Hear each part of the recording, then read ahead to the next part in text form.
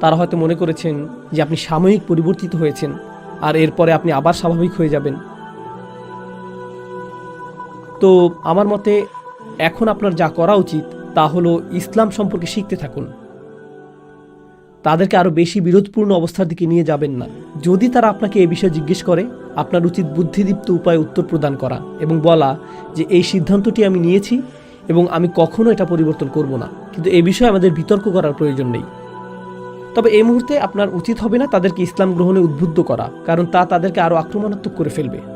তার জন্য সময় আসবে ইনশাআল্লাহ, যখন সম্পর্কগুলো কিছুটা স্বাভাবিক হয়ে আসবে। আর যেহেতু আপনি মুসলিম হয়েছেন, তারা যাতে আপনার মধ্যে আরও ভালো শিষ্টাচার দেখতে পান, তারা যাতে আপনার মধ্যে আরও বেশি ধৈর্য দেখতে পান, তারা যাতে আপনার মধ্যে আগের তুলনায় বেশি উদারতা দেখতে পান, তো ইসলাম সম্পর্কে তাদের ধারণা গড়ে উঠবে আপনার পরবর্তী উত্তম চরিত্রটি দেখার মাধ্যমে। তো এটাই হওয়া উচিত আপনার প্রচেষ্টার কেন্দ্রবিন্দু।